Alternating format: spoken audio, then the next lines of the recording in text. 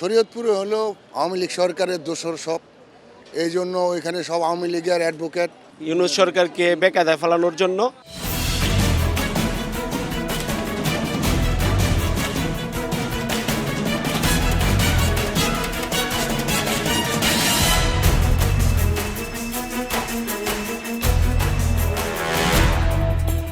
দর্শক শুভেচ্ছা, জনতার কথা অনুষ্ঠানে আপনাদের স্বাগত জানাচ্ছি। আমি আসিফ সুমিত। আপনারা জানেন, সাধারণ মানুষের মতামত তুলে ধরতে একুশে টেলিভিশনের বিশেষ আয়োজন জনতার কথা। আজকে সাধারণ মানুষের কথা শুনতে আমরা এসেছি রাজধানীর শনিরাকড়া এলাকায়। আমাদের প্রত্যাশা, দেশে শক্তিশালী গণতন্ত্র, আমরা চাই সরকারকে সহায়তা করতে। দর্শক, 7 মাস হয়েছে ডক্টর ইউনূসের নেতৃত্বে এই অন্তর্বর্তীকালীন সরকার ক্ষমতা নিয়েছে, কিন্তু এরই মধ্যে 83 বার গার্মেন্টস শ্রমিকরা বিভিন্ন দাবি দাবাতে সড়ক অবরোধ করেছে। মূলত তাদের এই সড়কে নামার পরিপ্রেক্ষিতে বিজিএমইএ বলছে যে গার্মেন্টস শ্রমিকদের যে কোনো দাবি, যে কোনো প্রত্যাশা পূরণের জন্য তারা প্রস্তুত রয়েছে, বা তাদের অফিসে গিয়ে সেগুলো জানালে সেগুলো প্রতিকারের চেষ্টা করা হবে। তাহলে কেন গার্মেন্টস শ্রমিকরা বারবার সড়কে নামছেন? কি মনে করেন সাধারণ মানুষ? জেনে নেব তাদের কাছ থেকে। আমি মনে করি গার্মেন্টস শ্রমিকদের এই বিশৃঙ্খলার পিছনে সড়ক অবরোধ মানেই দেশে একটা বিশৃঙ্খলা তৈরি করা। এই বিশৃঙ্খলার পিছনে সেই স্বৈরাচারী দোসররাই বিভিন্নভাবে ইন্ধন যুগিয়ে দেশটাকে একটা বিশৃঙ্খলা সৃষ্টি করার চেষ্টা করছে। এগুলি ওনাদের একটা পরিকল্পিত কাজ, যেমন ইসকন লীগ, তারপরে কিস্তি লীগ, এগুলি দিয়ে বাংলাদেশের মানুষকে বিভিন্নভাবেই তারা বারবার চেষ্টা করছে মানুষকে তারা অশান্তি সৃষ্টি করতে। এই দাবি দেওয়াগুলো কিন্তু বিগত 16 বছর কেউ করে নাই।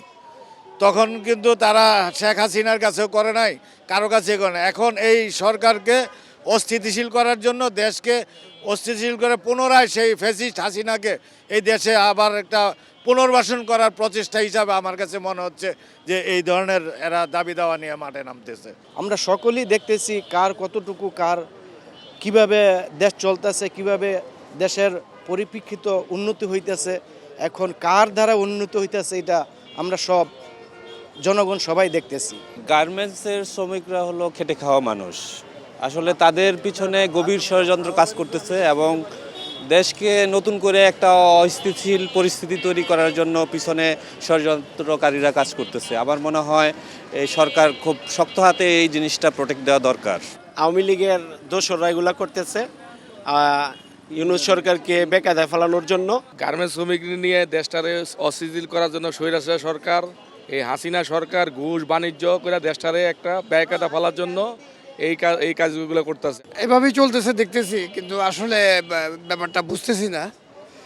রাজনীতির মোড় তো বোঝা বড় মুশকিল। অনেক ধন্যবাদ আপনাকে। দর্শক, আপনারা শুনছিলেন সাধারণ মানুষের প্রতিক্রিয়া। মূলত তারা বলছেন যে গার্মেন্টস শ্রমিকদের নিয়েও এখন নানা ধরনের রাজনীতি হচ্ছে। এখন সাধারণ মানুষের কাছে যে প্রশ্নে যেতে চাই, আমরা দেখেছি শরীয়তপুরের আদালতের বার সমিতি তারা আদালতের বিভিন্ন খাতে ঘুষ দেওয়ার নামে সেখানে বকশিসের প্রচলন করেছে, এবং শুধু তাই নয়, সেটি টাকার অঙ্ক লিখিত আকারে নোটিশ দাখিল করেছে। মূলত এই আদালতের ঘুষ কেমনভাবে দেখছেন সাধারণ মানুষ? জেনে নেব তাদের কাছ থেকে। শরীয়তপুরে হলো আওয়ামী লীগ সরকারের দোসর সব, এই জন্য ওইখানে সব আওয়ামী লীগের অ্যাডভোকেট। তারা এই সরকারকে, এই তত্ত্বাবধায়ক সরকারকে প্রশ্নবিদ্ধ করার জন্য আইন উপদেষ্টার কাছে আমরা এটা আবেদন জানাই, তা সে দ্রুত এটার প্রতি পদক্ষেপ নেন।